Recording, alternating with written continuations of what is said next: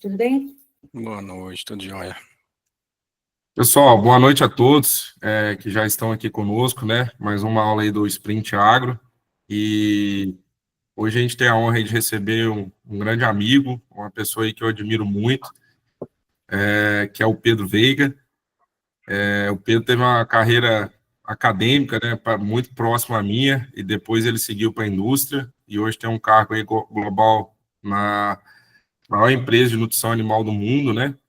E é uma pessoa aí que inspira muitos jovens, admiro muito ele também por sempre estar fazendo ações aí em Instituto Federal, universidade, sempre estar presente nos eventos aí para contribuir, e hoje temos a honra de tê-lo aqui. Então, Pedro, boa noite, seja bem-vindo aí para a galera aí do Sprint Agro, e agradeço, né, mais uma vez a sua disponibilidade, eu sei o quanto que você é ocupado, e é isso, queria que você apresentasse para a turma e contasse um pouquinho aí da sua história aí, meu amigo.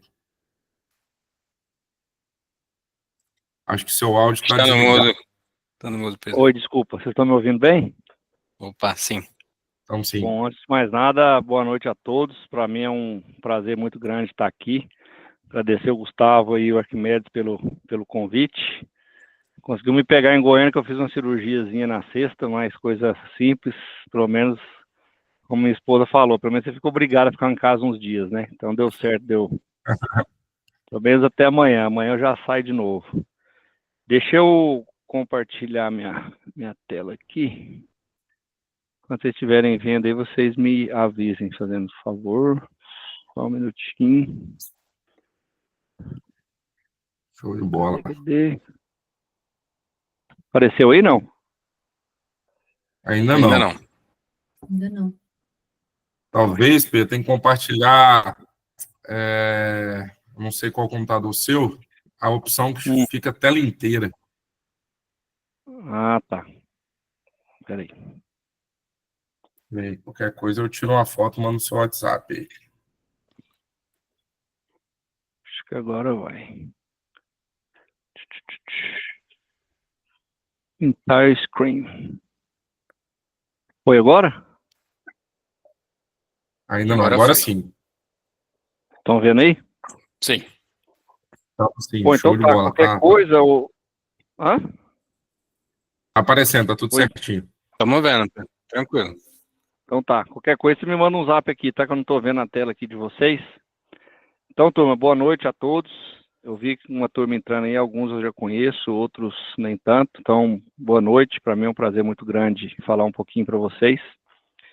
Eu contar um pouquinho da minha trajetória profissional e pessoal, mais profissional, né, que é o que interessa para vocês aqui. Eu acho que falar da gente mesmo é sempre complicado, complexo, mas o Gustavo pediu para eu compartilhar um pouco a minha trajetória. A gente tem um tempinho aqui, fique bem à vontade depois a gente bater um papo. A ideia é mais, cada um, obviamente, cada um tem a sua história, né, as suas dificuldades, as suas conquistas. Então eu não sou diferente de ninguém, sou igual a todo mundo que está aqui. Então estamos na luta aí para tentar contribuir de alguma forma, né? Então, pessoal, antes de mais nada, eu deixei de ser o Pedro Veiga, né? Hoje eu sou esposo da Nadiane e sou pai de 3 lindas meninas, a Isadora, mais velha, que está com 10 anos, a Mariá, do meio, que está com 8, e a Ailinha, que está com 3. Vou falar da minha formação, mas eu sou um pequeno pecuarista de cria, uma fazendinha que a gente tem em Itarumã, não sei se tem alguém da região, Itarumã ali no sudoeste goiano, próximo a Caçu, Quirinópolis, e sempre que eu posso eu vou lá e levo minhas filhas para lá, né? E eu vi uma entrevista muito bacana da Temple Grandin, todos conhecem, né, da parte de bem-estar animal, que a repórter perguntou para ela por que ela começou a trabalhar com animais e tudo mais. Ela falou que ela teve a oportunidade de ser exposta a animais quando jovem. Então, e até um recado que ela deu, né? Se a gente quer que os nossos filhos peguem gosto por alguma coisa, a gente precisa expô-los a isso, né? Então, sempre que eu posso, eu levo minhas filhas nessa fazendinha lá. É um momento onde eu consigo relaxar um pouco, desligar um pouco do mundo, passar alguns dias em conexão com elas lá. Bom, pessoal, a minha história, ela começa lá em Belo Horizonte. Eu sou mineiro, nasci em Belo Horizonte. Meu pai era mineiro de Delfinópolis, no sul de Minas, minha mãe mineira de Belo Horizonte. Meu pai foi estudar lá no FMG em BH e conheceu minha mãe, então eles se casaram. Eu sou eu e mais 2 irmãos, né? Só que com 2 anos de idade eu fui para Catalão, Goiás, aqui em Goiás. Essa foto aqui, ela é bem Morrinho de São João aqui, tem muita gente que deve conhecer Catalão. Então eu nasci em Belo Horizonte, mas com 2 anos eu fui para Catalão, então passei toda a minha infância, a minha adolescência lá. Como todo catalano, eu me considero catalão de criação, torcedor do craque. E no último Goianão aqui em Goiânia, teve o jogo do Goiás e craque, eu fui lá assistir, perdemos os pênaltis, mas eu apareci na televisão lá, com a mão na cabeça, desesperado.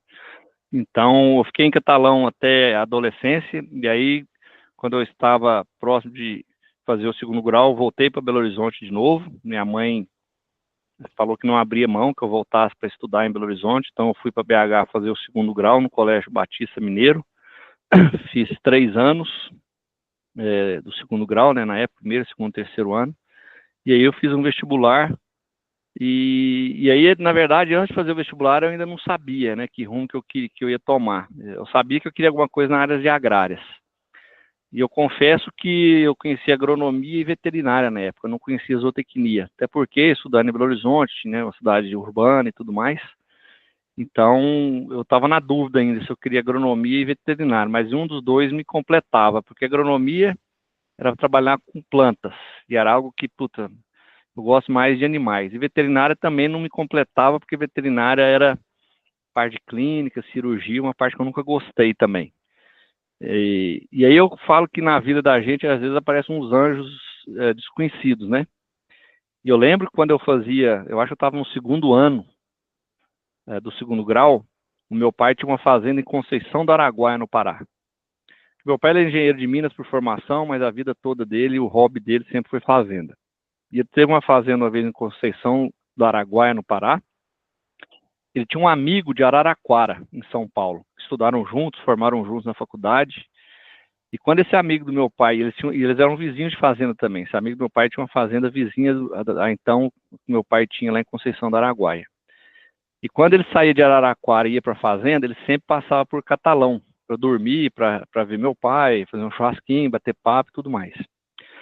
Eu não lembro o nome dele, não me recordo o nome dele. Meu pai já faleceu, então não tem como mais resgatar o nome desse cara, mas eu lembro claramente da conversa que a gente teve, que eu vou contar para vocês aqui agora. Eu lembro que era um feriado, eu estava de férias em Catalão, estudava em Belo Horizonte, né, fazia o 2º grau e sempre tinha um feriado, alguma coisa, eu ia para casa. E aí esse cara estava lá. Coincidiu dele estar passando lá para ir para a fazenda e toda vez ele dormia lá e tal, como eu comentei.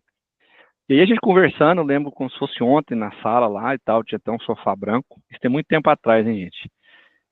A gente começou a conversar e perguntou o que eu estava fazendo, falei que estava fazendo o 2º ano. Falei, você já sabe o que você vai fazer, onde você vai estudar e tal. Falei, cara, eu sei que eu quero fazer algo na área agrária, agronomia ou veterinária, eu estou na dúvida. Mas uma coisa que eu sei o que eu quero fazer é Viçosa, que eu sempre via falar muito de Viçosa, que Viçosa era das melhores faculdades que tinha nessa área e tudo mais.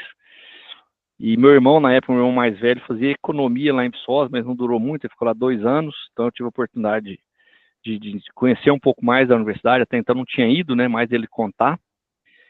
E aí esse senhor, esse amigo do meu pai, falou, rapaz, eu tenho um filho que foi estudar em Viçosa, ele não gostou, ele foi embora, abandonou o curso dele, mas tem um livro lá em casa, da universidade. Próxima vez que eu vier, eu vou trazer para você.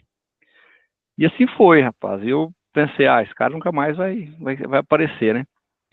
Coisa de 6 meses depois, eu voltei em Catalão, não sei se foi para passar festa de final de ano e tudo mais. Minha mãe falou, aquele amigo do seu pai que você conversou aquele dia, deixou o livro aí para você. Passou aqui de novo, deixou o livro aí para você, lá da Universidade Federal de Viçosa.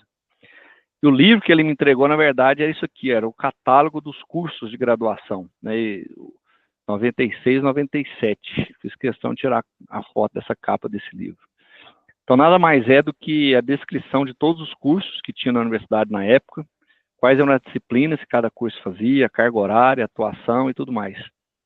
E quando eu comecei a folhear o livro, né, eu passei, obviamente, pela agronomia, tinha um monte de curso e tudo mais, quando eu cheguei lá no finalzinho, zootecnia, quando eu li a descrição do curso de zootecnia, as disciplinas, etc. Puta, esse curso foi feito para mim. É esse aqui que eu quero. E aí eu coloquei na minha cabeça que eu queria zootecnia em Viçosa, em outro lugar. Na época ainda tinha vestibular, né? Diferente de hoje, tem ENAD e tudo mais. E eu lembro que eu fiz só 2 vestibulares na minha vida. Eu fiz Viçosa, que eu estava certo que eu queria ir para lá. E por uma insistência muito grande do meu pai, eu fiz engenharia de Minas, lá na UFMG, que meu pai é engenheiro de Minas. Na época, a mineração estava bombando no Brasil e tudo mais. E ele falou que poderia usar da influência dele para me ajudar, etc. Então eu fiz o vestibular, na verdade, na época tinha primeira e segunda fase, né? Eu acho que isso nem existe mais. Eu passei na primeira fase e a segunda fase da UFMG coincidia com o Viçosa. Eu tinha que escolher um ou outro. Eu lembro que um dia antes da prova, né, eu já estava certo, eu estava com medo de falar da decisão pro meu pai, ele achar ruim. Eu lembro que ele falou: meu filho, ouve o seu coração, o que você achar que é melhor para você, vai ser feliz. E aí eu não tive dúvida, fui fazer zootecnia lá em Viçosa e graças a Deus deu certo, eu passei, né? Então eu fui estudar, fui para Viçosa fazer zootecnia. E na entrada lá da universidade, quem já foi em Viçosa sabe que tem 4 pilastras, né? Está escrito em latim um lema que eu uso até hoje, que está aqui, ó: estudar, saber, agir, vencer. Para mim realmente são 4 pilares, né, da nossa formação profissional como pessoas e como profissionais. Obviamente que a gente precisa estudar, quando a gente estuda a gente sabe um pouco, nos dá mais segurança para agir, e agindo a gente vai em busca de vencer, né? Não tem como vencer sem agir, sem suor, sem se dedicar. Então eu fiquei 5 anos lá em Viçosa durante a minha graduação, e nessa época eu tenho muita gente para agradecer. Essa foto que eu costumo brincar, que se a gente postar em rede social hoje, isso aqui da cadeia, né? Na época, os experimentos que a gente fazia lá, a gente abatia os animais no machado, sangrava lá, tinha que coletar o sangue, enfim, eram os experimentos de exigência. Eu costumo falar que além de ralação, né, turma, de muito trabalho, a gente precisa ter sorte na vida, né? Como o Tiger Woods sempre fala, ele falou, né? Quanto mais ele trabalhava, mais sorte ele tinha. E ao longo da minha jornada eu tive muita sorte, muita gente pelo caminho que me ajudou. E eu lembro que assim que eu entrei em Viçosa, na primeiro período, o pessoal falava: não fica só fazendo disciplina não, porque são disciplinas muito chatas, né? Cálculo, química básica, física básica. Esse aqui é um amigo meu, Eduardo, que hoje está lá na Federal do Mato Grosso, em Sinop. Ele falou: cara, vamos fazer estágio, pra gente só não ficar fazendo essas disciplinas chatas. Eu falei: vamos. Aí nós fomos lá na zootecnia e encontramos esse cara aqui, na época ele fazia doutorado, Marcelo Teixeira. Hoje ele é professor da Universidade Federal Rural de Pernambuco, em Recife. E ele estava fazendo experimento dele de doutorado com animal meio-sangue cimental Nelore. E a gente chegou lá, calouro, moleque, de tudo, né? E ele falou: não, se vocês quiserem vir trabalhar, me ajudar aí, pode vir. Eu tô aqui todo dia, a partir de 5 horas da manhã eu tô aqui. Então foi o primeiro experimento que eu ajudei, eu estava no primeiro período, isso me abriu muitas portas, né? Inclusive para eu conseguir uma bolsa de iniciação científica, para mim foi uma das minhas conquistas, né? Porque até então eu não tinha tido a oportunidade de trabalhar, eu dependia do meu pai e da minha mãe, que me sustentavam. E quando eu consegui essa bolsa de iniciação científica, na época, acho que era R$250, R$300, não lembro. Comentei com a minha mãe, todo feliz, né? Falei: mãe, recebi uma bolsa de iniciação científica, agora a senhora não precisa mandar, pode me mandar R$250 a menos por mês. Eu falei: não, meu filho, esse dinheiro é conquista sua, pode ficar para você, vou continuar mandando o dinheirinho que eu sempre mando. Então se eu falar, foi o primeiro dinheirinho que eu ganhei, assim, nessa época, né, nessa fase. Depois apareceram muitas pessoas no meu caminho, como eu disse. Aqui é o Fabiano. Hoje ele é professor na Unesp, UESB, em Tapetinga, na Bahia, e a Cristina, que é professora lá em Viçosa. Também já participei do experimento deles de doutorado, já como bolsista de iniciação científica. Então, eram os experimentos de exigência nutricional do professor Sebastião Valadares. A gente tinha que pesar o fornecimento de feno e concentrado por boi, fornecer todo dia, coletar sobra, etc. Trabalhei também no experimento da professora Sherlânia. A professora Sherlânia hoje, ela é aposentada também da Rural de Pernambuco. Ela também fez o experimento dela de doutorado. Uma coisa, Tom, que eu não abro mão, por onde eu viajo, por onde eu vou, eu tenho a oportunidade de viajar bastante, eu sempre que posso, eu me esforço muito a reencontrar essas pessoas que por algum motivo passaram pela minha vida, sabe? Eu acho que nessa vida nossa muito corrida, a gente esquece às vezes de lembrar das pessoas que foram importantes na vida da gente, né? Então, sempre que eu tenho oportunidade, onde quer que eu esteja, se tiver alguém que foi importante na minha vida, seja pessoal, profissional, eu ligo, eu marco para a gente jantar, para a gente almoçar. Eu acho que cultivar esses momentos é o que é o mais importante da vida da gente, né? Nem tudo é só trabalho. Então, Tive em Recife esses dias, a Sherlane, o marido dela, estavam lá, fui na casa dela, a gente fez um churrasquinho, então isso aí eu não abro mão. E aí quando eu estava para formar, né, quando eu fiz todo a minha iniciação científica, acompanhei todos esses experimentos, o meu orientador na época, o professor Sebastião Valadares, me fez uma proposta, né? Ele falou assim, ó, Pedro, antes de você formar, 6 meses antes de você formar, eu vou te entregar um experimento para você tocar, o experimento é seu, a responsabilidade é toda sua. Quando você formar, você vai estar com o experimento pronto, e aí você toma uma decisão, se você faz o mestrado, ou se você quiser ir trabalhar, você vai trabalhar. O experimento vai estar pronto, se você quiser, você adianta o seu mestrado, eu recomendo você fazer, né, ele me falou, mas se você não quiser, coloca esses dados na mão de outro estudante aí e tudo mais. E aí foi a primeira vez que eu tive que, de fato, a lidar com um time, né? Então a gente tinha estudantes de graduação, obviamente, que me ajudavam, bolsistas de iniciação científica, que o Alexandre, hoje está lá em Unai, hoje virou pecuarista de leite lá em Unai, um cara que começou do zero, muito trabalhador, muito sério, pessoa muito boa. Tinha funcionário, então tinha que lidar com horário diferente, tinha que lidar com, às vezes marcava de 3, aparecia 1. Então, foi o primeiro momento que eu tive que aprender a liderar trabalho em equipe. Confesso que até então eu era muito ruim nessa parte de trabalho em equipe, eu era muito individualista. E esse momento aqui me fez desenvolver muito esse lado, né? E aí, quando eu formei, no dia da minha formatura, novinho lá na faculdade, eis que surge uma proposta de ir para FNP Consultoria. Não sei se os mais novos aí dificilmente vão lembrar, mas existia uma publicação muito famosa no Brasil na época, chamava Anualpec, o Anuário da Pecuária Brasileira. Eu acho que ele foi descontinuado nesse ano 2022. Era uma empresa que na época chamava FNP Consultoria, Vitor Abunemi era o nome do dono, depois virou IHS Market, e eu recebi uma proposta para trabalhar nessa empresa. Só que eu me sentia muito pouco preparado ainda, muito pouco maduro para encarar o mercado de trabalho. Na verdade, eu tive medo, eu não vou mentir, eu tive medo de me expor no mercado.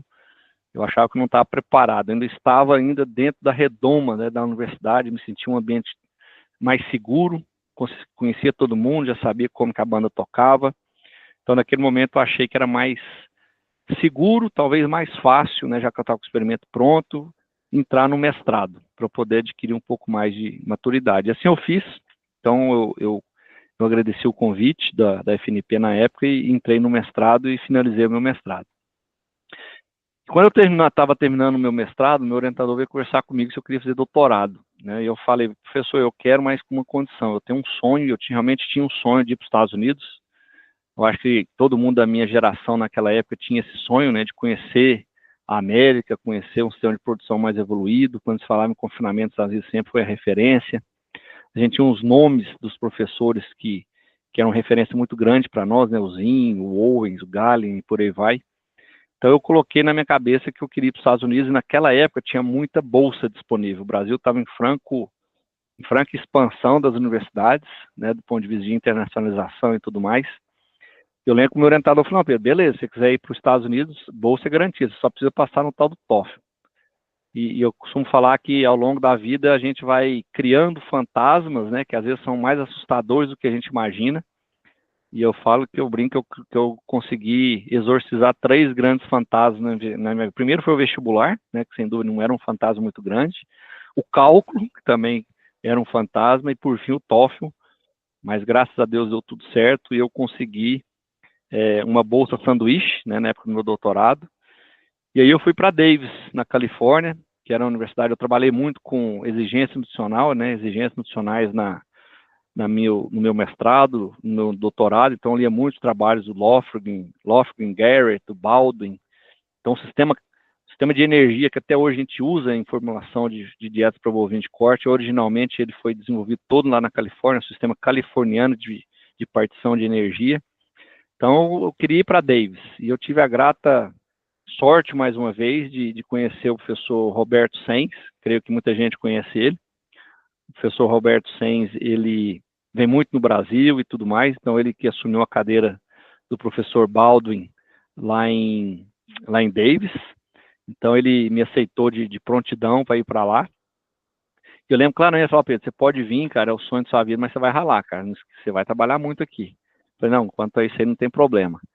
Eu lembro que eu estava lá no doutorado e tinha uma menina que fazia doutorado, e na época ela deu um chilique nela, ela quis voltar para o Brasil e ir embora, e eu lembro que o Bob me chamou na sala dele e falou assim, ó, Pedro, é o seguinte, a Fernanda vai embora, você vai ter que tocar tudo aí sozinho. Eu falei, não, Bob, eu tô aqui para isso mesmo, conta comigo.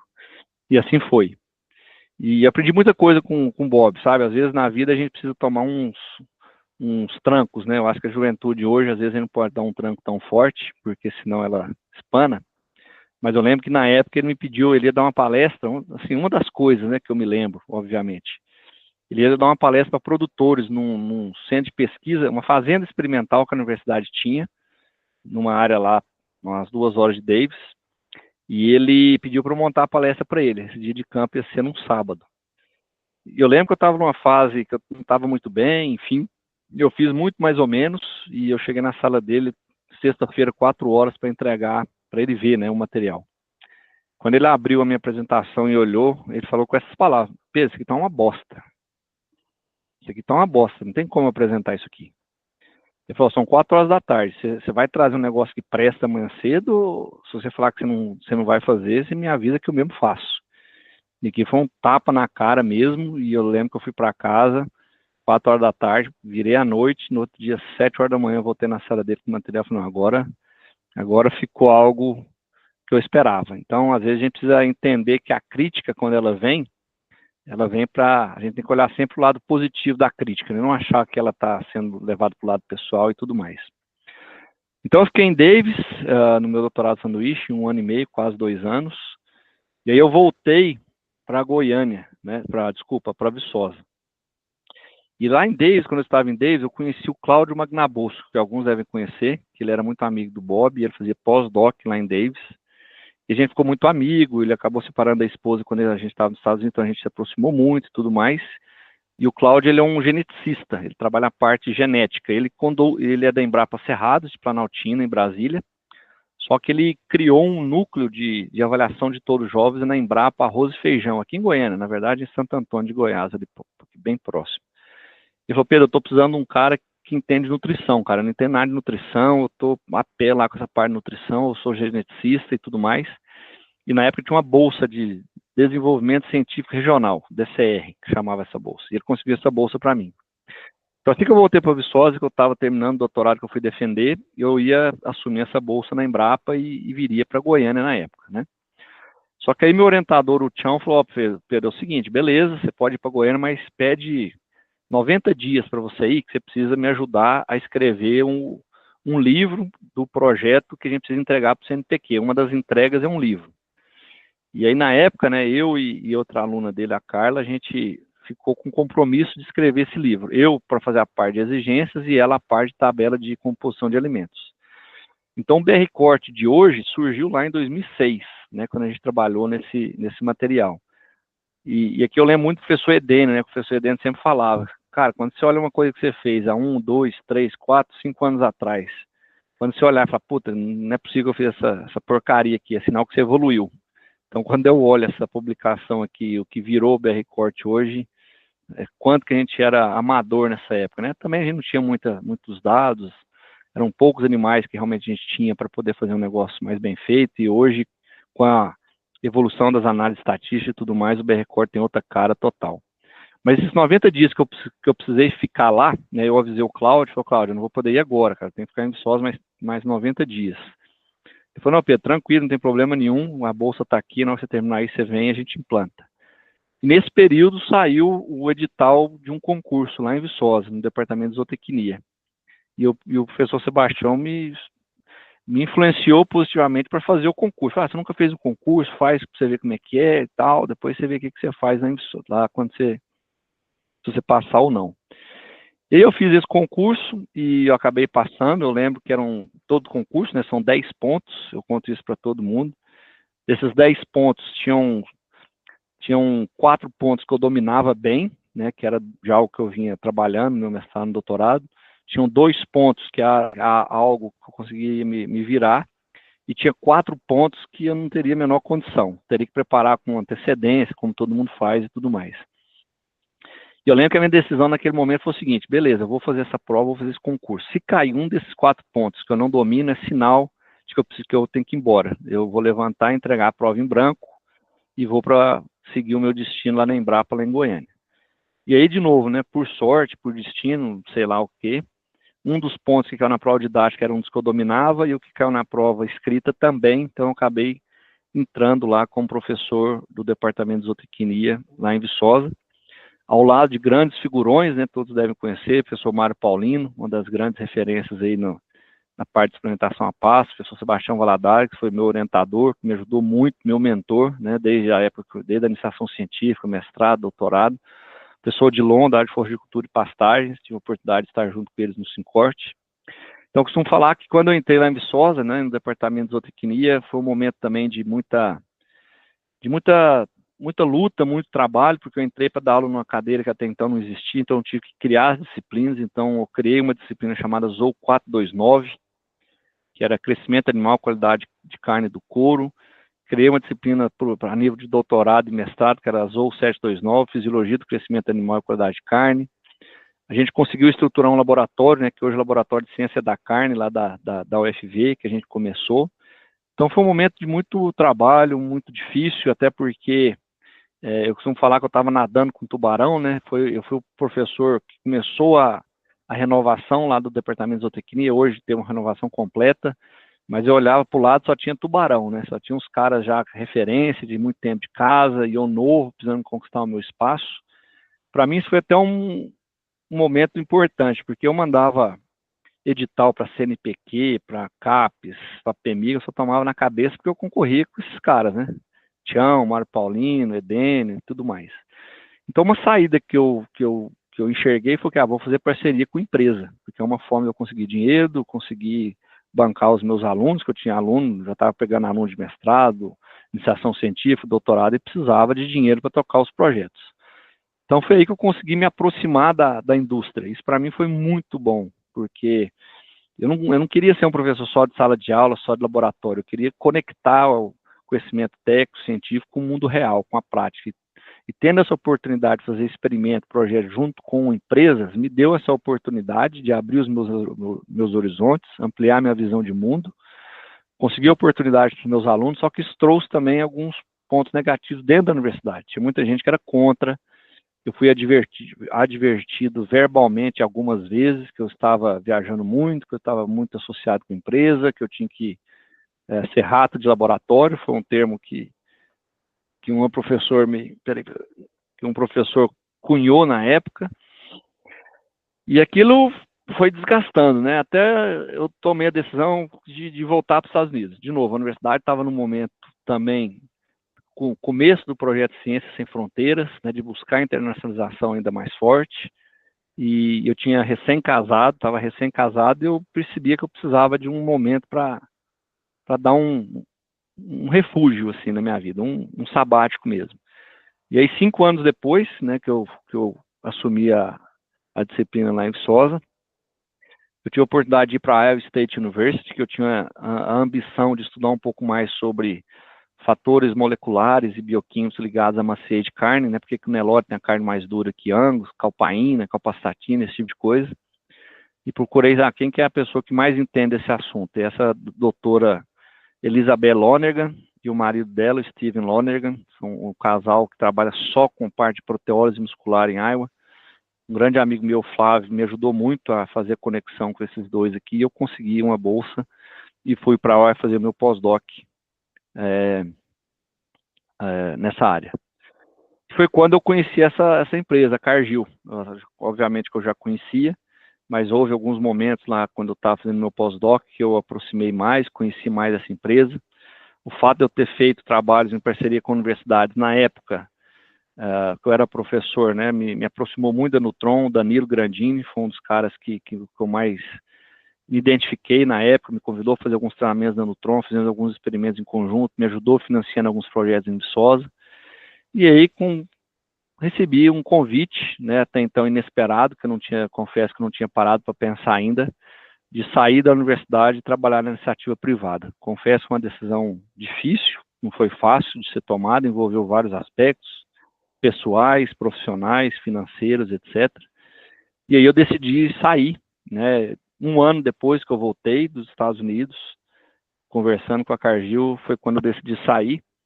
Eu estava preparando esse material aqui, eu achei essa carta de demissão, que na verdade na universidade chama exoneração, né? Do dia 8 de março de 2013, foi quando eu apresentei essa carta aqui para a reitora na época, e eu lembro que era se não me engano, era uma sexta-feira, e quando eu cheguei com essa carta no setor de recursos humanos da universidade, o cara até perguntou se eu estava bem, se eu tinha certeza da minha decisão, que eu tinha 30 anos que eu estava na universidade, que até então nunca tinha visto nenhum professor pedir exoneração e tudo mais. Mas, só um minutinho, pessoal. Tô com a Alexa aqui no quarto da minha filha. Só um minutinho. E aí eu entreguei essa carta de exoneração, né? Não foi fácil chegar nesse momento, mas a partir do momento que eu tomei a decisão, com o apoio da minha família, eu entendia que era uma mudança, que eu precisava encarar essa mudança de frente, não ter medo e seguir a vida, né? E assim foi. Então, caí na estrada, assim que eu saí da universidade, então, que eu fui para Cargill, para Nutron, foi um outro mundo que se abriu à minha frente. Eu confesso que eu tinha conexão com a indústria, de fazer projeto, de dar treinamento, de dar umas consultorias aqui e outra ali, mas quando você cai na estrada mesmo, e vai para o mundo Marlboro, como a gente fala, né, o mundo comercial, você aprende muita coisa. E eu falo que nesses 12 anos que eu estou na Nutron, foram 3 doutorados que eu fiz, né, cada doutorado de 4 anos, em todas as áreas que vocês imaginarem, na área comercial, na área de relacionamento com pessoas, na área técnica, mas principalmente na área pessoal, né, porque a gente vê muita coisa, porque quando você é professor, pessoal, quando você está dentro de uma instituição pública de ensino, você está dentro de uma redoma, ninguém te taca pedra, você tem uma redoma que te protege. Quando você vai para o mercado, você deixa de representar uma instituição pública, você passa a representar uma camisa, vai ter gente querendo te dar rasteira, né? Vai ter gente querendo achar um ponto vulnerável seu, então você tem que aprender a lidar com esse tipo de coisa. Mas o mundo comercial é assim mesmo, a gente tem que ter ética, claro, sempre, temos que ser transparente o mais possível, e não podemos fugir da linha, né? Você sair da linha também, você tem um nome a zelar e a reputação ela é importantíssima. E graças a Deus na Cargill eu gosto muito de viajar, talvez seja um dos meus pontos fracos, né? Eu tive a oportunidade de conhecer 30 países a trabalho, então é um negócio que eu gosto bastante, que me ajuda, que eu valorizo muito, eu gosto de conhecer culturas diferentes, eu gosto de ver os desafios que os pecuaristas têm em outras realidades totalmente diferentes da nossa. Eu acho que quando você sai da sua zona de conforto, você amplia muito seus horizontes, você enxerga um problema de uma forma diferente, né? Às vezes um problema que você acha que você tem, na verdade, não é um problema tão grave assim, quando você conhece que o problema do outro é ainda muito maior do que aquele. Então, essa exposição do time global também me ampliou muito os meus horizontes, me fez entender outras culturas, né, ter mais empatia, e isso é muito, muito salutar. Aqui o time de 2016, eu entrei em 2013 na Nutron, mas essa foto que eu tenho de 2016, nós éramos praticamente 30 e poucas pessoas, e aqui a última foto que nós tiramos na reunião que nós fizemos esse ano, 111 pessoas, então o time cresceu muito, e quando a gente trabalha em equipe é muito legal, é muito bacana, tem os seus desafios, mas como vocês todos sabem também, é difícil, não é fácil, né? Você tem que praticar muito empatia, você tem que saber realmente trabalhar em equipe, e era algo que eu tenho me desenvolvido muito embora eu faça parte do time técnico, né? A gente sabe que quem está no time técnico, às vezes o técnico não tem tanta capacidade de lidar com pessoas, mas é fundamental, não só a equipe, mas clientes, né? Então, costumo falar que a gente está na área comercial e o aeroporto começa a ser o lugar. Costumo brincar o seguinte: quando você chega no aeroporto e a atendente lá te chama pelo nome, é sinal que você anda viajando muito, né? Então, o aeroporto de Goiânia é a minha segunda e sexta, eu estou no aeroporto de Goiânia. Quando você começa a dormir mais em cama de hotel que na sua própria cama, você começa também a pensar, né, um pouco, puta, será que eu tô distante da minha família? Será que não preciso dar um tempo? Você começa a lidar com diferentes clientes, diferentes realidades.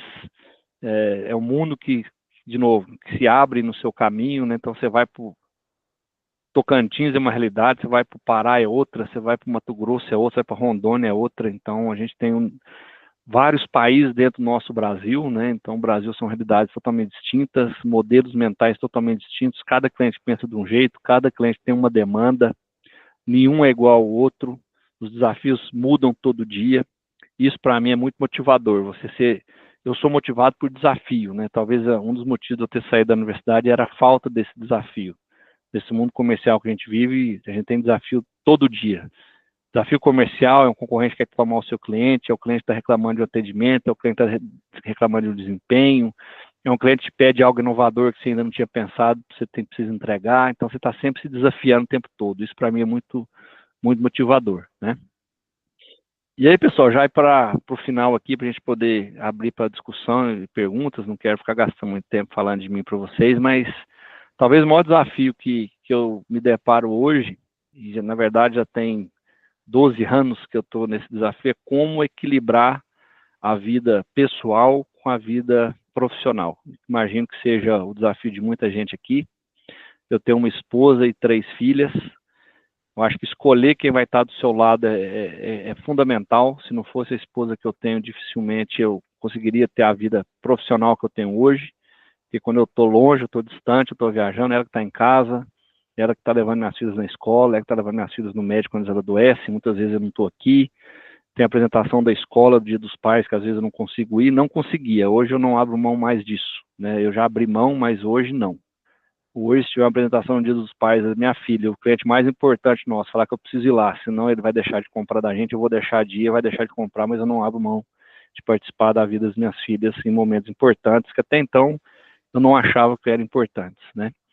Eu acho que quando a gente está novo, no começo da carreira, tudo é válido, né? Você precisa ralar mesmo, dar o sangue, você está altamente produtivo, se está tendo demanda é porque o pessoal está enxergando, você está entregando valor, então você tem que ir lá e meter a cara, mas vai chegando um momento na vida que você precisa desacelerar um pouco.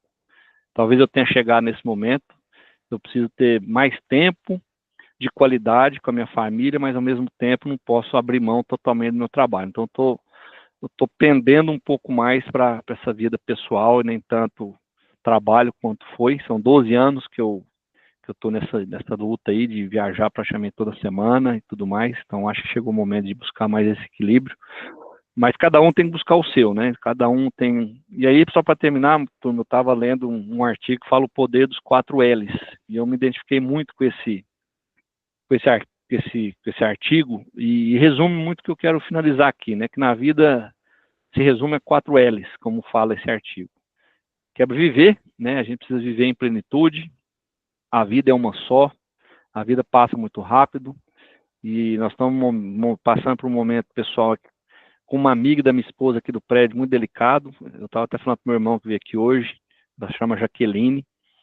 Domingo retrasado, ela estava aqui embaixo no prédio, brincando com o filho dela. Quarta-feira ela passou mal, foi para o médico, descobriu que ela tem um tumor maligno no cérebro. No sábado ela fez uma cirurgia muito crítica, e hoje ela está na cadeira de rodas. Ou seja, em uma semana a vida dela mudou totalmente. Então a gente precisa viver em plenitude, né? A vida não tem tempo para briga, a vida não tem tempo para mágoa, a vida não tem tempo para ficar bicudo com o namorado, com a namorada, com o amigo do trabalho, porque a vida é muito rápida, ela passa muito rápido. A gente tem que viver em plenitude, fazendo o que a gente ama, o que a gente gosta, ao lado de quem a gente gosta. Se tem alguém que você não gosta, provavelmente tem sim alguma característica naquela pessoa que vai te fazer gostar dela, então acho que não tem espaço para mágoa, sabe? Amar, né? Obviamente que tudo é feito por amor, o seu trabalho é amor, colocar amor naquilo que você faz, né? O Ayrton Senna já falava isso. Se você vai ser um lixeiro, coloca amor no que você faz, faça com amor, sempre vai ter alguém vendo o que você está fazendo, e quando você faz bem feito com amor, você vai evoluir, as oportunidades vão surgir. Eu sempre falo, né, para a turma que sempre vai ter alguém observando o que você está fazendo. Sempre. E se você fizer bem feito, você vai ter a oportunidade de melhorar e crescer, sem dúvida nenhuma. Aprender, estar sempre aberto ao aprendizado. A gente sempre aprende, todo dia é um aprendizado. Eu acho que quando você acha que você já sabe tudo, é o primeiro passo para o fracasso, né? A gente sempre tem espaço para aprender. Com um peão de fazenda, com um tratador, com um vaqueiro, com um dono, com um gerente, com um professor, cara, eu aprendo todo santo dia, cada dia um pouco. Isso é muito bacana. E finalmente o legado, né, turma? Qual que é o legado que você quer deixar nesse mundo, né? Porque quando você partir daqui, o que você quer que as pessoas lembrem de você? O que você deixou de legado? Não só profissional, mas principalmente pessoal, né? Construir uma família, formar os seus filhos. Então, para mim, esse legado, propósito de vida, isso é o que me move, é o que me faz acordar todo dia cedo, tomar decisões, se eu vou ficar em casa, se eu não vou, enfim. Bom, Gustavão, era isso, cara. Eu não queria gastar muito mais tempo aqui, porque ficar falando de mim para os outros é chato, né? Tanto para mim quanto para vocês aí, mas é um pouquinho da minha história. E eu fico à disposição aqui se alguém tiver alguma pergunta, alguma dúvida. Vai ser um prazer poder responder. Valeu. Opa, meu amigo, fantástico. Obrigado aí, foi bom demais. E, pessoal, se tiver pergunta aí, vamos aproveitar o momento agora. Mas, assim, foi muito produtivo. E principalmente esse artigo aí que você mostrou aí, sim, tocou bastante, né? Que faz muito sentido esses 4 L's aí. Eu me identifico muito com a sua história também, Pedro, essa questão da universidade, né? Que eu fiz carreira também para querer ser pesquisador e professor. E em algum momento o desafio do campo, e primeira empresa que eu tentei criar, que depois não deu certo, mas o sentimento do desafio sempre me puxou, né? Então, isso também moveu muito a minha vida e ainda move, e o mercado traz isso muito para a gente, né? Então, hoje o que eu faço é por isso, né? O desafio move demais, e às vezes na universidade, claro que tem as suas exceções, mas é como você disse, a gente tinha uma redoma, às vezes um ambiente com muito ego, e às vezes as decisões eram baseadas em ego, e muito moldado pelo artigo, e não pelo conhecimento ser transmitido, né? Então, a gente media as pessoas por artigo, e isso aí que você falou é fantástico, a gente aprende com todo mundo. Eu aprendo com um tratador, com um cara que está tirando leite, um cara que está fazendo silagem. Eu, pelo menos, graças a Deus, eu não tenho eu sou livre dessa diferenciação. Eu não vejo as pessoas pelo número de artigos, não. Eu acho que isso, na faculdade, em alguns casos, era muito triste, né? Em vez de ver essa questão, ver o conhecimento em todo mundo, né? Então, me identifiquei muito aí com essa fala sua de sempre querer buscar o desafio e, às vezes, matar o fantasma, né? Que, às vezes, esses fantasmas aí, igual você mencionou do TOEFL, eu passei por isso também quando eu fui para lá, e a gente fica com medo e depois que você encara, você vê que o negócio era pequenininho, né? Então, eu brinco assim, eu costumo dizer, né, uma frase que eu ouvi uma vez, que coragem não é ausência do medo, é você ir apesar dele. Então, assim, você tem um certo preparo, mas a gente na vida tem que, e aí você demonstrou muito bem isso aí, né, ir com medo mesmo, mas sabendo que é aquele caminho que o seu coração tá pedindo também, e eu acho que você colocou isso muito bem em algumas decisões suas aí, que você foi guiado por propósito e não por segurança, né? Então isso aí ficou marcante aqui para mim. Obrigado aí por compartilhar. Obrigado, eu que agradeço.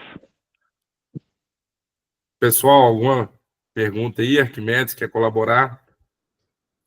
Eu quero. Enquanto já tem o Vitor com a mão erguida ali. Pedro, primeiro, obrigado por compartilhar. Eu acho que, assim, nesses encontros que a gente está tendo, um dos feedbacks que uma das pessoas aqui do grupo mandou para mim no privado outro dia, que eu mais fiquei contente, ele falou assim, cara, a gente vê que os caras são reais.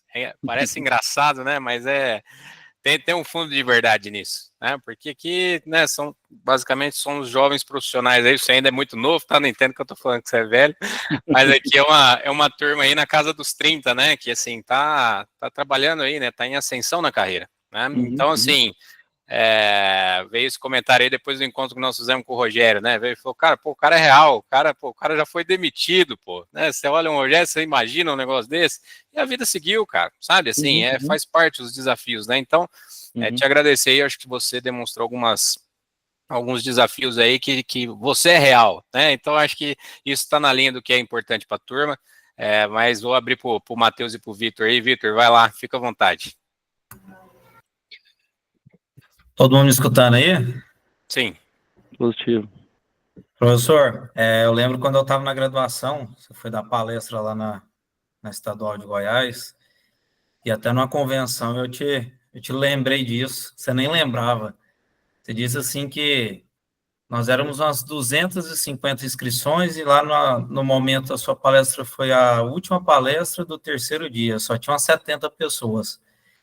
E aí ele fez questão de contar essas pessoas e ele falou abertamente assim, dessas 70, né, inicialmente tinha sido 250 inscrições, apenas 30% de vocês serão profissionais bem-sucedidos no mercado de trabalho. Os outros 70% serão profissionais frustrados, alguns vão sair da área, enfim, não entrando muito no detalhe. Isso foi lá por 2016, 2017, e a gente vê que a situação hoje, ela se complicou mais com o passar dos anos, né? Uhum, Você, pessoalmente, não é um recrutador dentro de equipes, né, mas participa dos processos e consegue acompanhar muito bem isso. uhum. Falando aqui de pessoas que buscam ascensão de carreira, outros que já estão na parte de gestão de pessoas, olhando essa frase dita, né, lá atrás, e olhando os dias atuais, que o Pedro Veiga de hoje tem a falar? Como é que tá essa situação? Está pior? Está evoluindo? Está piorando? Pedro, obrigado, antes de mais nada, tive a oportunidade de trabalhar. Ó, os desafios do dia a dia, ó. Tô com a minha menorzinha aqui, dá tchau pra todo Aí, mundo. ó. Tchau. Vai lá, deixa o papai terminar aqui, filha. Cara, eu acho que esse 30% hoje é menos, viu, Vitor? Infelizmente, cara. Mas tá desafiador mesmo, vocês sabem muito bem disso, né? O mercado hoje tá bem carente de bons profissionais. A gente se depara com isso hoje, seja para a equipe própria nossa, seja para a equipe para trabalhar em clientes. A gente tem solicitação de gente para trabalhar praticamente todo dia. Mas o que eu acho bacana, cara, é que você ainda acha, sabe? É difícil, mas você ainda acha. E quando você acha uns caras bons que estão dispostos a trabalhar, são dedicados, esforçados, isso que é o que importa. O que eu acho que é muito preocupante, cara, é que como eu fui professor e eu tenho vários colegas que estão na academia hoje, quando você fala com todos, a opinião ela é única, sabe? Cara, todo mundo reclamando, todo mundo desanimado. O ambiente universitário no Brasil hoje ele piorou muito em relação a quando eu era professor. Eu tenho a oportunidade ainda de voltar para quando eu sou convidado, né, para dar palestra e tudo mais. Cara, mudou demais. Não sei, esse negócio de rede social. Eu costumo brincar que na minha época, para você ser alguém, você tinha que trabalhar pra caramba, você tinha que estudar muito, você tinha que ralar, se dedicar. Hoje, cara, se você é um cara com uma boa oratória, você monta um Instagram, você vira referência. Então, acho que o conceito de referência mudou, né? Talvez, não é que esteja certo ou errado, talvez o mundo de hoje é isso que a moçada busca. Mas eu sou old school, sabe? Eu ainda sou da época que precisa estudar, precisa ralar, precisa ler. O conhecimento, ele não entra por Instagram, por Facebook, você precisa ler, né? Se dedicar, você precisa adquirir conhecimento, né? E aí tem um professor lá o professor Falcone sempre fala, cara, o conhecimento, você tem uma taxa de conhecimento diário. Se você não adquiriu aquele conhecimento naquele dia, não adianta você estudar dobrado no dia seguinte, você não vai recuperar. É uma cota. Você tem que estudar todo santo dia. Então é uma cota diária que você tem. Perdeu aquela cota, já era. Tchau. Então, o que eu vejo nessa moçada de hoje é muita urgência, né? A turma acha que 1, 2, 3 anos você já vai sair de trainee para diretor de empresa. Não é assim, cara. Você tem que ir galgando o espaço com o tempo, você tem que mostrar o seu valor, você tem que... Sabe, eu não gosto aqui do cara pôr a faca no pescoço, sabe, do gestor. Eu tô aqui já tem 2 anos, eu já passei por tudo, ou se eu aumento meu salário, eu vou sair. Eu acho que não é assim que as coisas funcionam. Por mais que o mercado esteja carente, isso não quer dizer que a gente tem que entender que tudo é uma jornada, né? Só que assim, como o mercado está carente, as oportunidades estão aparecendo cada vez mais rápido. Isso é fato. Eu tenho visto gente chegando em níveis hoje que antigamente talvez demoraria do dobro do tempo, por falta de profissional, mas ao mesmo tempo é um desafio também, né? Porque às vezes aquela pessoa não foi devidamente treinada e tudo mais, então a oportunidade apareceu, ela está ali, ela entrou, agora ela precisa mostrar de fato, né, o valor dela. Então, tem um lado positivo, tem o seu lado negativo, mas que esses 30% diminuiu, viu, Vitor? Eu acho que hoje deve ser uns 15, talvez, até menos. Bom demais. Matheus. Vamos lá. Boa noite, Pedro. Boa noite, Satisfação Matheus. poder ouvir você. Acho que nunca te conheci pessoalmente, mas sempre te acompanhei pelas redes sociais. Já, de certa forma, conheci um pouco da sua história com algumas pessoas aqui no Ceará, em Fortaleza. Fiz uma pós-graduação com você, algumas aulas aqui na UFC e tudo mais. Então, todo mundo comenta e a gente acaba adquirindo essa admiração, né? Inclusive, foi por conta de uma dessas aulas aí que eu arrumei minha esposa, viu? Eu conheço essa história a partir disso. O Arquimedes, Gustavo, posso fazer 2 perguntas ou só tem direito a uma? Como é que pode? Não, vai lá, Matheusão. Vai lá. Então, eu vou fazer a primeira, depois eu faço a segunda, tá, Pedro? Puxando um gancho sobre o que o Vitor perguntou aí, né, dessa questão de profissionais, de estudantes de graduação, que cada vez está diminuindo o interesse ou até mesmo a atitude do cara querer ser um profissional bom, né? Para o Pedro Veiga, quais são as principais características que você identifica em um bom profissional e o principal deles? O que é que esse profissional tem que fazer para se manter cada vez mais evoluindo no mercado? Enfim, acho que é o que você identifica, o que é que ele tem que fazer para sempre ser um pouco fora da média, né? Tem que sempre buscar essa parte. Bacana. Só abrir um parênteses aí, turma. Realmente eu não falei isso na minha apresentação em vida pessoal, mas a minha esposa é de Fortaleza e eu a conheci quando eu fui convidado para uma disciplina em Fortaleza condensada de uma semana. E eu lembro que eu saí de Viçosa, fui para Fortaleza, foi quando eu conheci minha esposa, mas na época a gente só desconheceu mesmo, nem um beijinho ela quis me dar, não. Demorou para eu conquistar a cearense. Cearense era difícil. A cearense é difícil, rapaz. É difícil, rapaz. Mas graças a Deus deu certo, estamos casados e estamos bem, graças a Deus. Cara, então, eu acho que a primeira característica é o cara querer vencer, sabe? É o cara ter proatividade, é o cara entender que a conquista, ela demanda esforço, ela demanda tempo, e ter humildade de entender isso. Obviamente que não é só eu, Pedro Veiga, mas que o mercado, né? Se essa pessoa vier com uma formação técnica razoável, ajuda bem. Mas a gente fala o seguinte, que a gente treina, né? A parte técnica, se vier com uma certa deficiência, a gente consegue treinar. Agora, caráter não. Caráter você não consegue mudar, né? E eu tive experiência que a gente tentou em algumas pessoas mudar e a gente viu que, de fato, não muda, cara. Caráter, essa parte ética, é difícil a pessoa mudar, bem difícil. Mas, assim, cara, o que eu valorizo muito é atitude. E assim, cara, tem pessoas de muita atitude ainda no mundo, sabe? A gente acha que não, mas tem. Não muita, poucas. Desculpa, vou mudar. Não tem muita, não, tem pouca, mas ainda tem. E isso aqui, para mim, é o combustível, sabe? Porque quando você tem uma pessoa que quer vencer na vida, cara, que procura ajuda e é insistente, vai atrás, eu valorizo muito isso.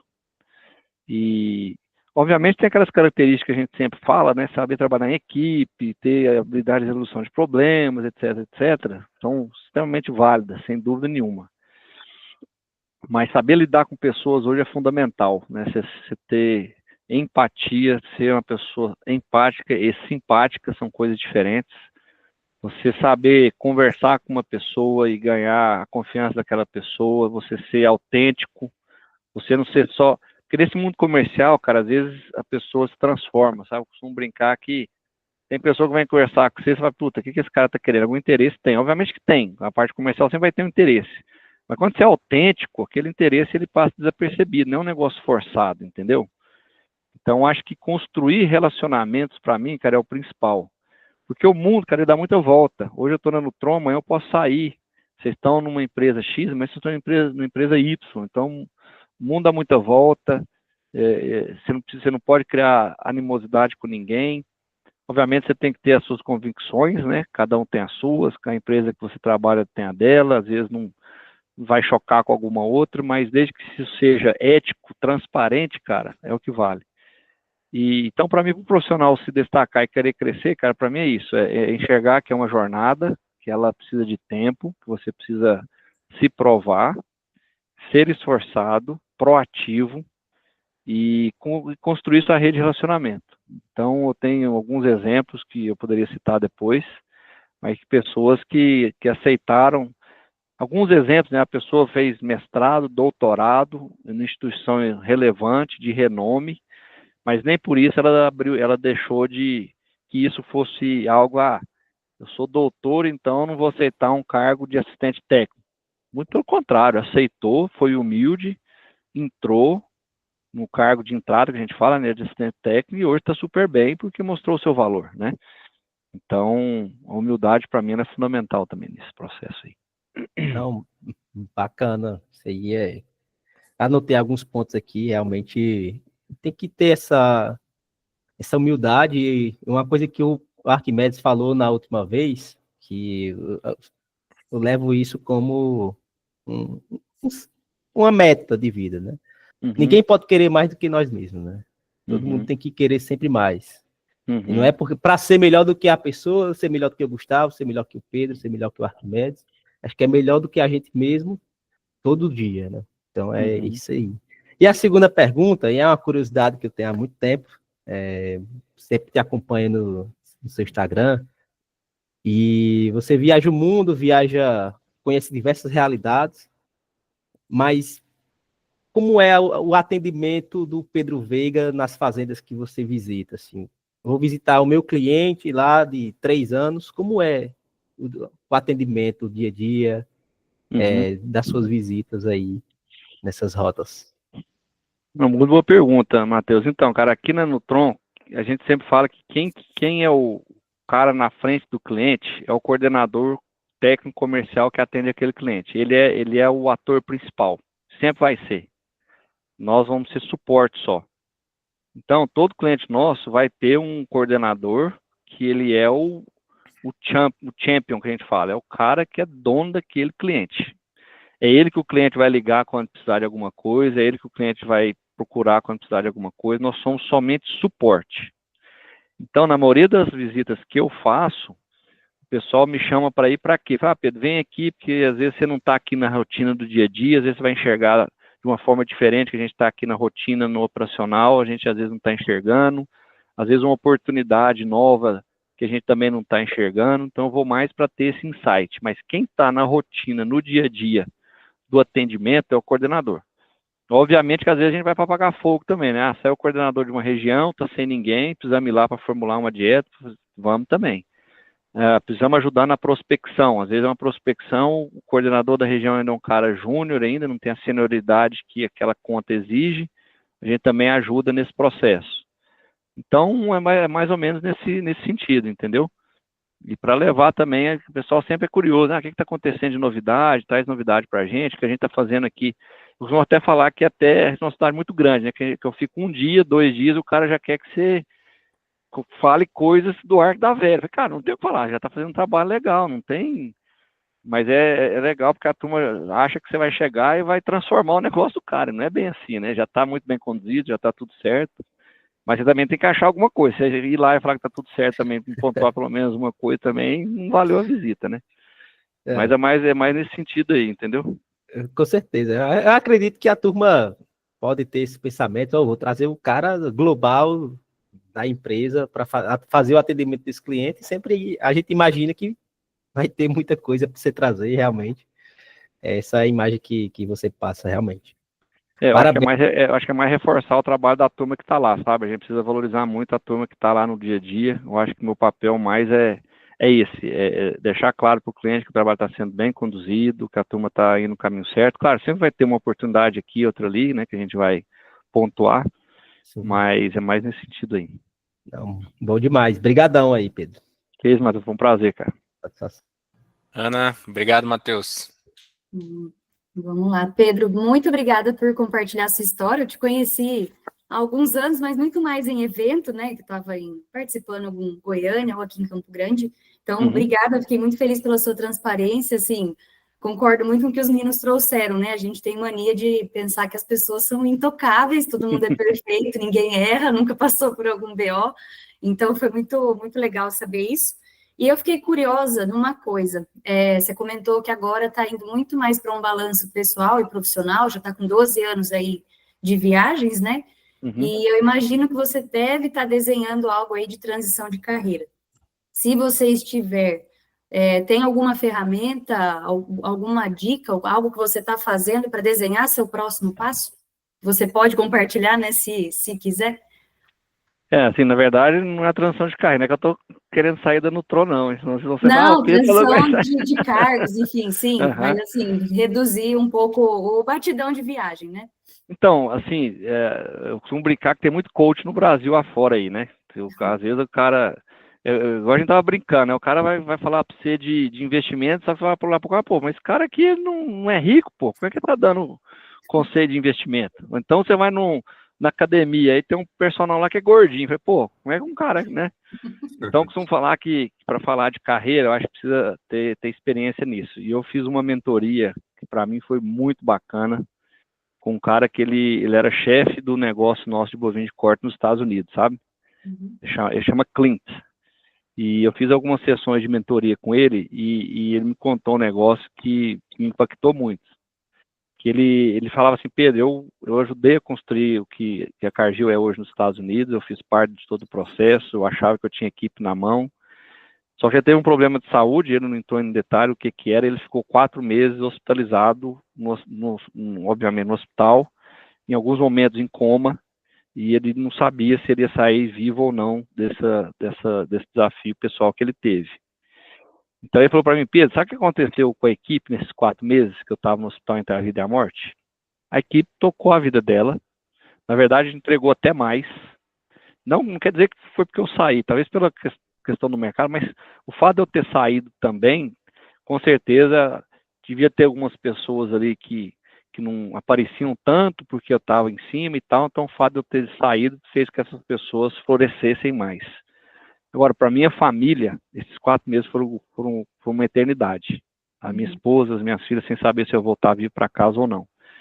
Então, o que eu aprendi disso, que nada justifica exagero, né? Como eu falei, a gente está novo, quem está novo na carreira é relação mesmo, é meter a cara, é viajar, só que vai chegar um momento que você precisa pesar até que ponto está valendo a pena tudo isso, né? E o bacana, e aí vai de cada empresa, que esse fato de eu ter parado para pensar, para buscar mais esse equilíbrio, não veio só de mim, veio dos meus gestores. Os gestores que eu tive, todos eles, sem exceção, falaram, Pedro, você precisa diminuir, você precisa aprender a falar não. Essa vida que você está levando, ela é insustentável. Então não foi... Porque às vezes a gente fala, a empresa que exige que tira a última gota. Se você emendar, ela não vai falar para você parar. Mas o bacana é que eu tive gestores, e tenho gestores, inclusive o meu atual, que tem me ajudado muito nesse processo, sabe? Pedro, é insustentável essa vida que você leva, do ponto de vista de saúde física, mental, equilíbrio pessoal, profissional. Diminui. O que eu posso te ajudar? O que eu posso fazer para te ajudar? Então, como eu falei, nosso time cresceu. Hoje a gente estruturou um time de forma que depende muito menos do meu trabalho, por exemplo. Então, hoje eu tenho condição de fazer muita coisa de casa, sem ter que ir no cliente. Obviamente, tem muito cliente que quer minha visita, que quer que eu vá, mas a gente consegue... Eu preciso falar mais nãos e organizar mais a minha agenda. Acho que depende mais de mim, na verdade, do que da empresa, sabe? Mas, assim, a dica que eu dou é, avalie, cada um tem que avaliar em que momento que está na carreira. Vai ter momento, sim, que é relação, que é ficar longe de casa. Beleza, você está construindo o seu nome, você está construindo a sua história. Agora vai chegar um momento que isso começa a pesar. Aí você tem que realmente parar e pensar, onde eu estou? Existe espaço para buscar mais esse equilíbrio? Na Cargill eu tenho graças a Deus, eu tenho esse respaldo. Se você está num lugar que não tem, talvez busque outro lugar, mas esse equilíbrio é fundamental, né? A vida não é feita só de trabalho, você tem família, eu tenho filhas, estão crescendo, querem cada vez mais minha presença. Então, acho que é como que você pode reestruturar o seu time, onde você está inserido, de forma que você tenha esse maior equilíbrio, sabe?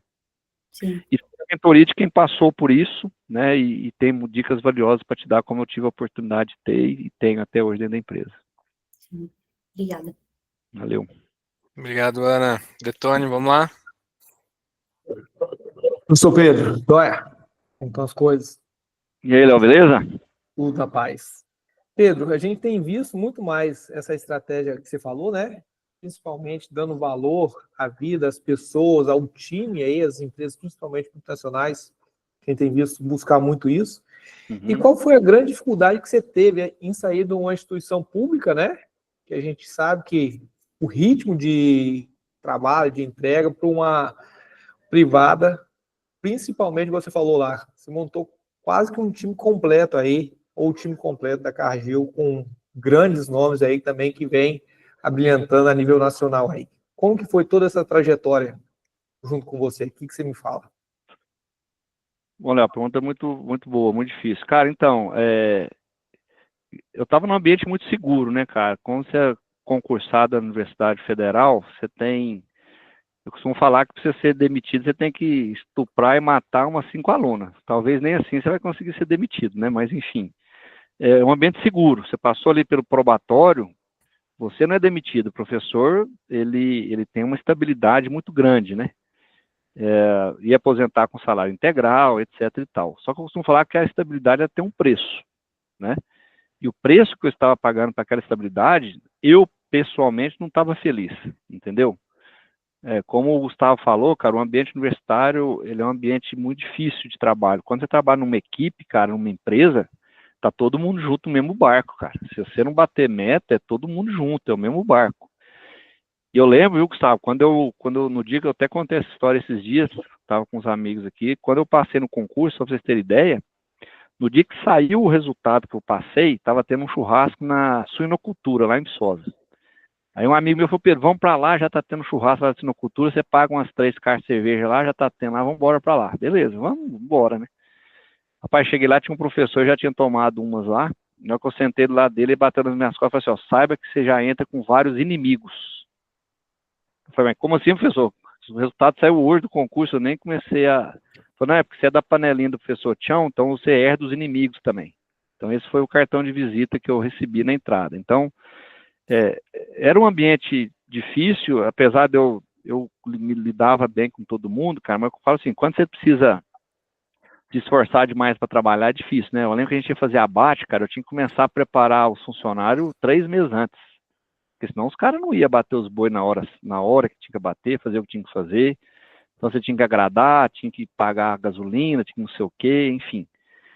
Então começou a ficar um ambiente muito difícil, sabe? Eu não estava 100% feliz.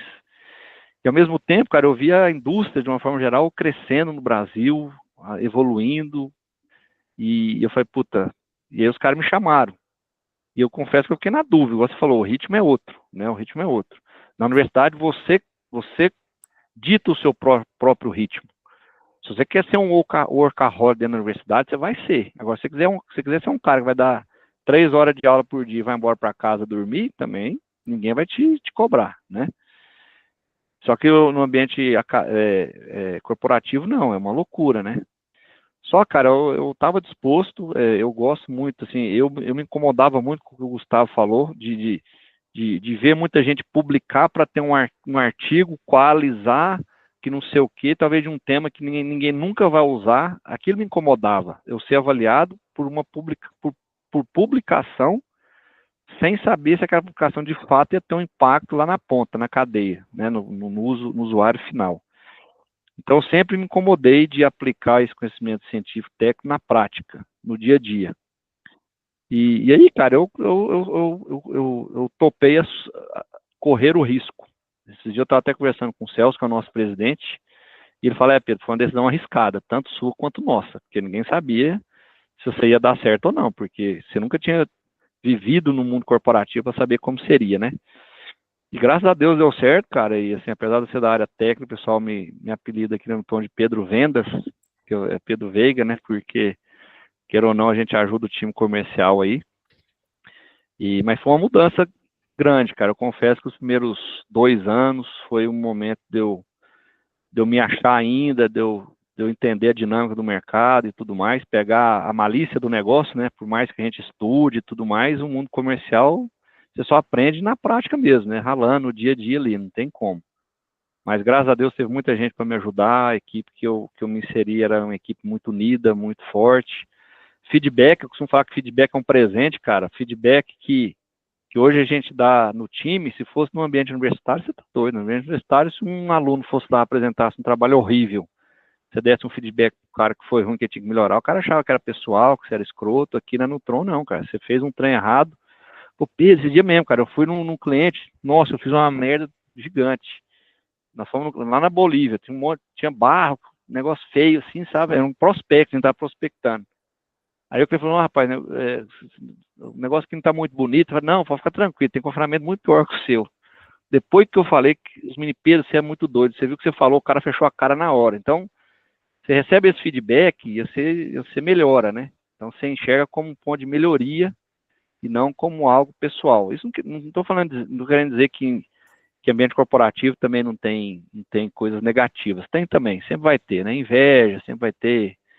Mas, enfim, eu acho que é menos do que no ambiente universitário, sabe? Mas não foi fácil, não, cara. Foram 2 anos que eu precisei me achar. Mas, graças a Deus, muita gente me ajudou. Se reinventar, não. Obrigado aí, Pedro, pelas palavras. Aí. Valeu. Show, Léo. Bom demais, Antônio. Obrigado. Acho que tem a Aline agora. Isso. Vamos lá, Aline. Boa noite, pessoal. Boa noite, Pedro. Oi, Aline, tudo bem? Como é que vai? Tudo jóia. Tudo bem, graças a Deus. A gente já conhece aí um tempinho, né? Uhum. Desde a época lá de professor. Verdade. Laboratório e vai por aí. Bom, eu, como disse com a turma aí, gostaria de aproveitar um pouco dessa sua experiência, né? Principalmente hoje nesse comercialzão.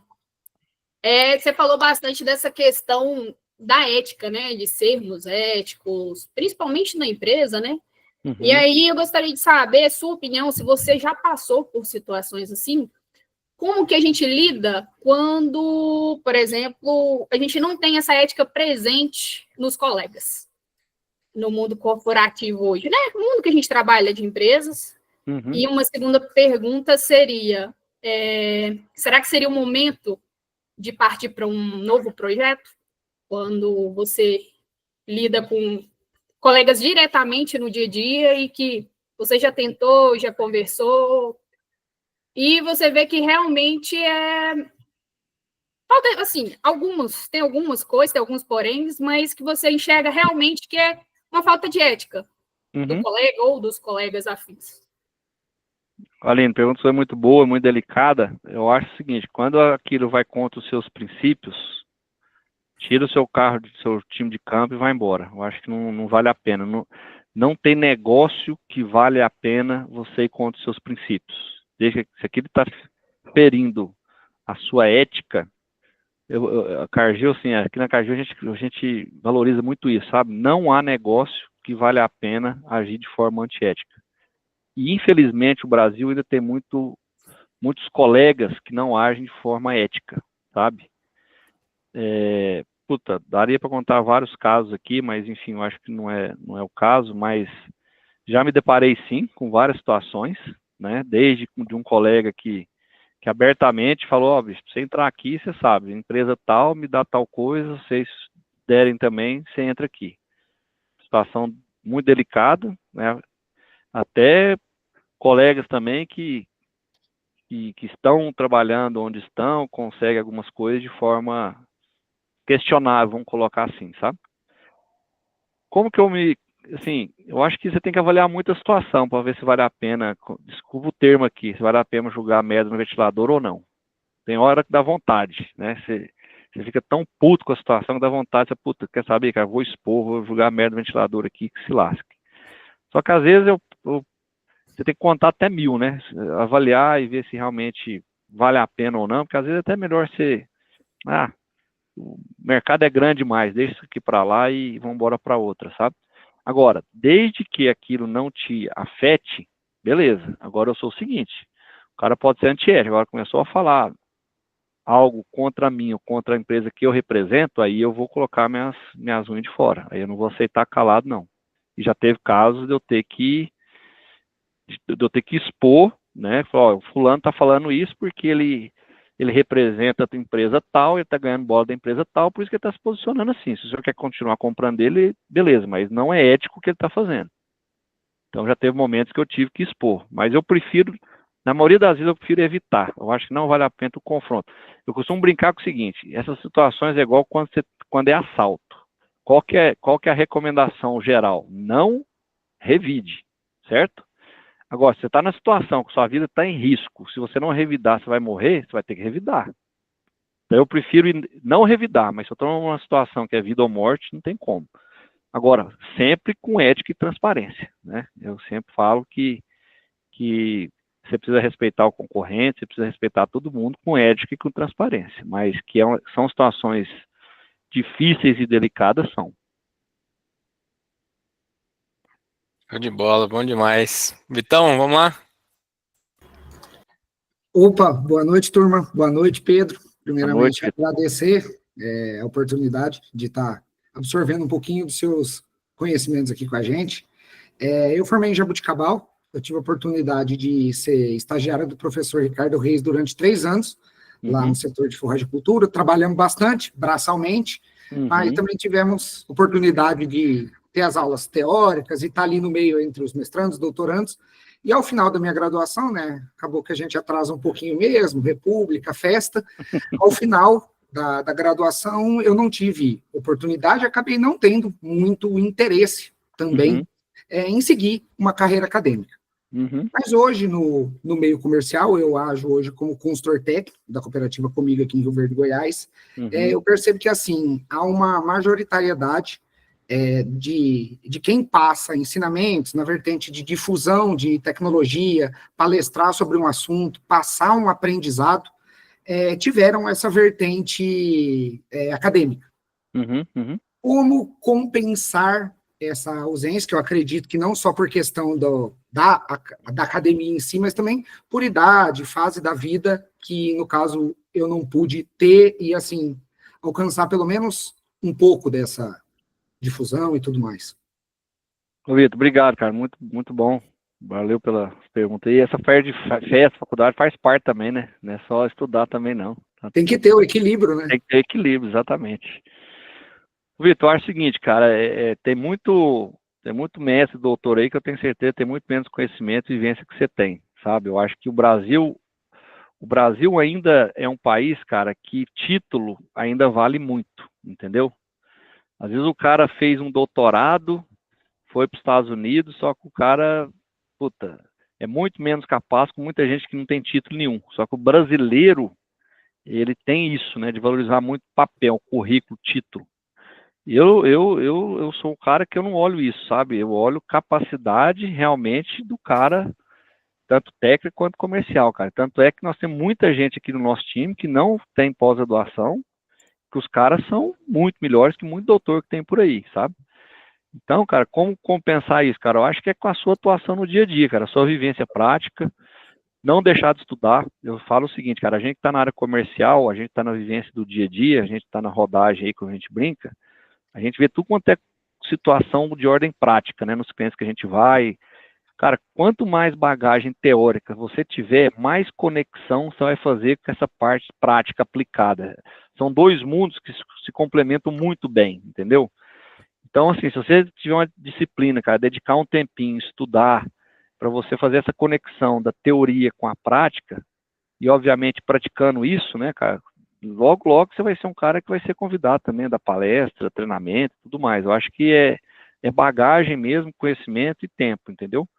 Mas pode ficar tranquilo, cara, tem muita gente que fez pós-graduação aí que não tem essa vivência, essa experiência. Então, acho que tá na mão da gente mesmo, e é estudando mesmo, cara, porque posição prática você tem, talvez complementar isso com um pouco com estudo, sabe? Criar uma rotina. Eu tenho uma disciplina, eu tento ler, eu sou meio, assim, eu gosto muito de ler, muito de estudar. Então, eu tenho uma disciplina de ler 5 artigos por semana. Mas tem gente, cara, tenta ler pelo menos 1 por semana, ou 1 a cada 15 dias, vai pegar nessa rotina, porque, cara, conexão com a prática faz total sentido, sabe? Quanto mais prática você tem, mais teoria, mais você conecta as duas coisas, você começa a ter um posicionamento diferente do cara que só tem a prática, entendeu? E aquilo te dá um diferencialzinho. Certo. Muito obrigado. Valeu. Bom demais, então. Obrigado, X. Vamos lá. Boa noite, Pedro. Boa noite, colegas. Boa noite. Você começou a responder a minha pergunta, né? Uma das características que mais me admira, assim, na nossa relação, onde eu vejo você atuando, é seu preparo técnico, né? Teórico, inclusive. E aí você começou a falar da sua rotina, né? Da disciplina de estudar. E eu perguntar como que você faz gerenciamento de agenda para conseguir estudar e se manter tão bem atualizado quanto você é, não só no assunto que você é pago para, né, mas na sua abrangência também de outros assuntos, assim. Como é que é a sua rotina de estudos, tá? Boa pergunta. Então, assim, as minhas filhas estudam de manhã, então 5 horas da manhã elas estão acordando já para poder arrumar para ir para a escola. E eu sou assim, isso depende de pessoas. Tem gente que rende mais de manhã, tem gente que rende mais à noite. Eu tinha um amigo meu que ele dormia durante o dia e estudava à noite. Eu não dou conta. Se eu deixar para estudar, cara, no final do dia, depois que eu cheguei cansado de uma visita, que já era. Então, o que eu tento, né? Normalmente, assim, na rotina normal, o pessoal, vamos tomar café às 7 horas, 7h30 a gente tá saindo. Então, eu tento acordar umas 5 e pouco e ler até umas 7 horas. Então, 1h30, 5h30 da manhã às 7 da manhã, quando você pega a rotina e o jeito, é suficiente para você ler o artigo, né? Agora, eu costumo falar o seguinte, a leitura, pelo menos a minha, não é da mesma época que eu era professor. Eu leio o que mais me interessa, obviamente. Eu vou no material em médios ali, eu dou uma passada de olho rápida, vou direto para o que interessa, né? Então é uma leitura meio dinâmica, entendeu? Meio que objetiva. E todo mês, cara, eu entro nos principais periódicos, né? Journal Animal Science, Meat Science, enfim. Então, uns 4 ou 5 que eu tenho salvo aqui nos meus favoritos. Todo mês eu entro lá, escolho quais são os artigos de maior interesse, para esse daqui eu tenho que ler. E aí eu tento manter essa rotina para poder me manter atualizado, cara, porque tem muita coisa nova acontecendo o tempo todo, né? E é o que eu tento, é a rotina que eu tento, a disciplina que eu tento ter para me manter atualizado e ler, sabe? É desse jeito aí. Valeu. Bom demais. Pedrão? Pedro. Opa, boa noite a todos aí. Boa noite. Boa noite.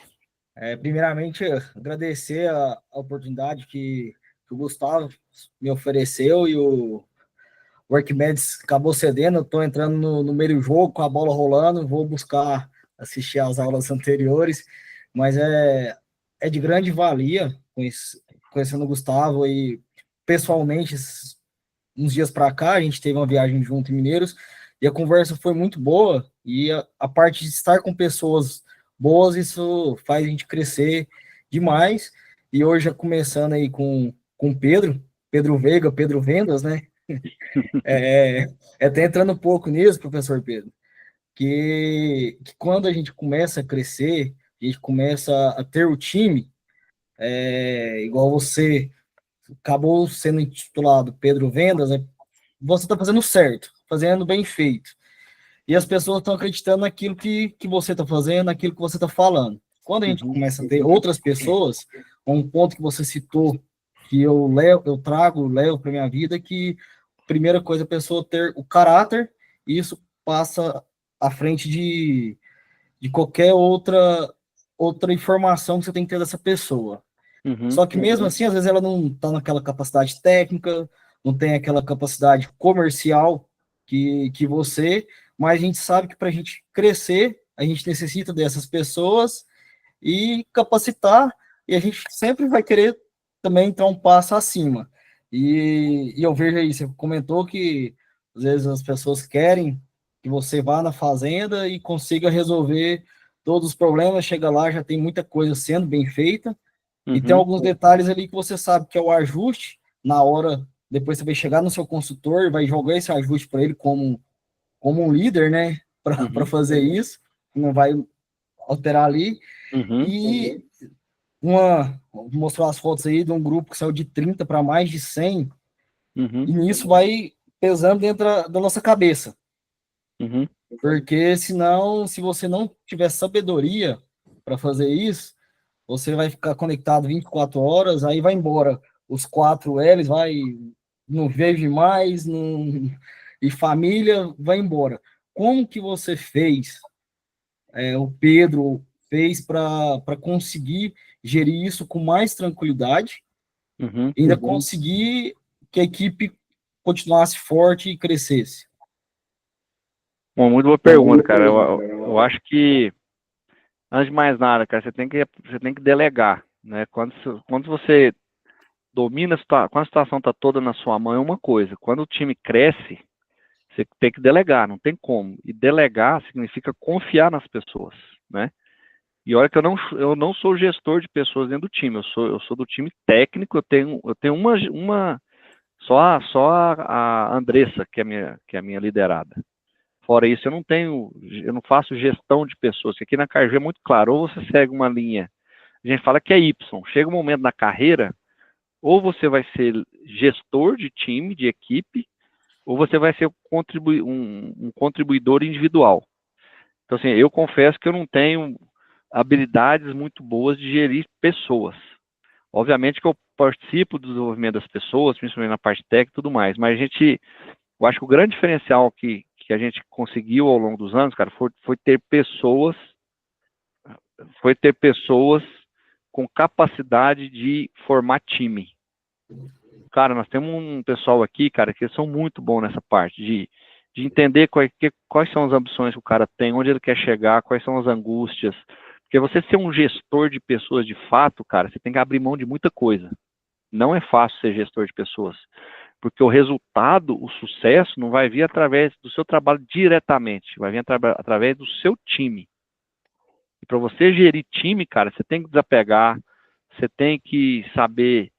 Cara, eu costumo brincar o seguinte, para você ser um grande líder, você tem que saber se o seu liderado está com problema pessoal ou não está, você tem que saber o dia do aniversário dele, saber se a filha dele estava hospitalizada. Cara, são coisas não só da vida profissional, mas da vida pessoal.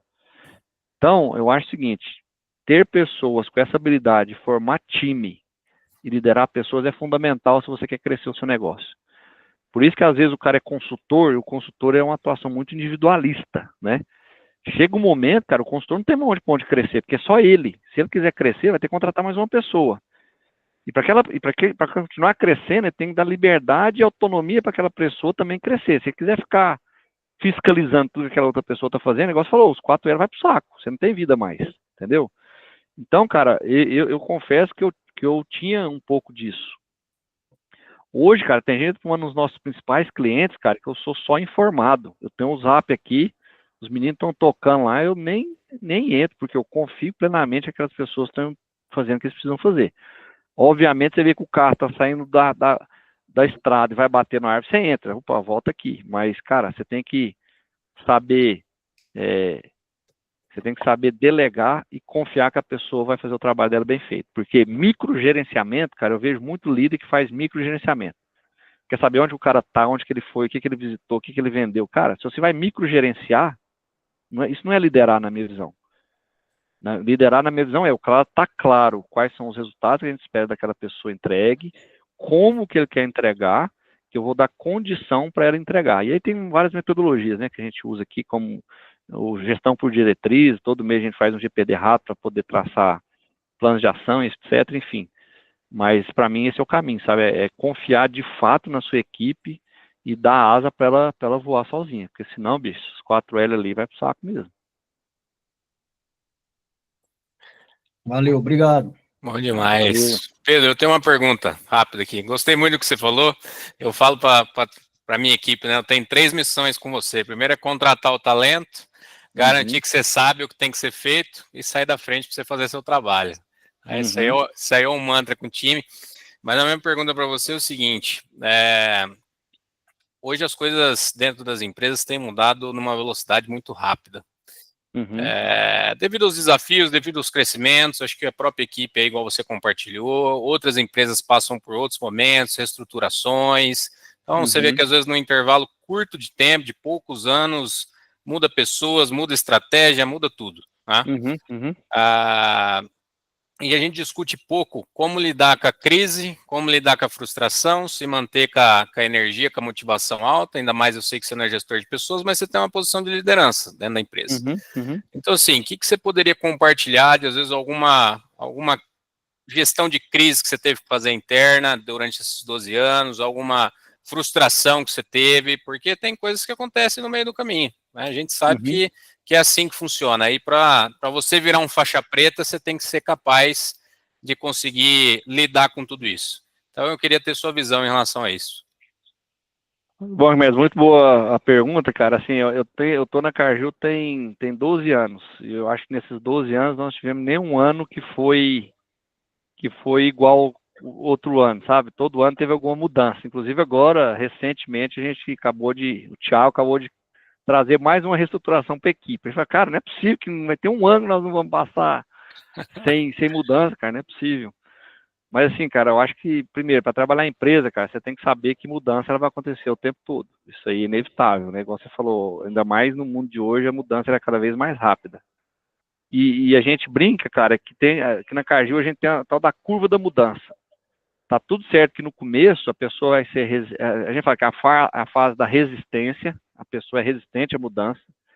A fase da negação, quer dizer, o cara não quer aceitar a mudança de jeito nenhum. Só que tem a fase que o cara começa a entender a importância da mudança e depois ele engaja. A gente brinca o seguinte, você pode até ficar na fase da resistência da negação, mas tem que ser rápido, cara. Se você não sair dela, você tá morto, entendeu? Então você tem que entender que a mudança, se ela tá vindo, é pro bem do time, e você tem que aceitar rápido e pegar o bonde e tocar de novo. Ailinha, dá licença, filha. A filha tá cantando aqui, não sei se vocês estão ouvindo. Mas enfim, então acho que é passar por essa mudança da resistência e da negação rápida, que a gente tem essa curva da mudança de fato.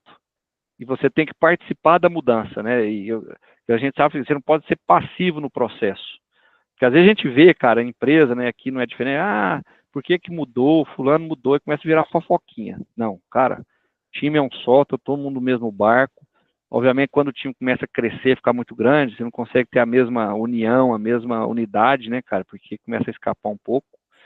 Mas a mudança, ela é inevitável, cara, não tem como. E participar da mudança é fundamental, é ser ativo no processo. O que eu posso contribuir com a mudança e enxergar sempre o lado positivo.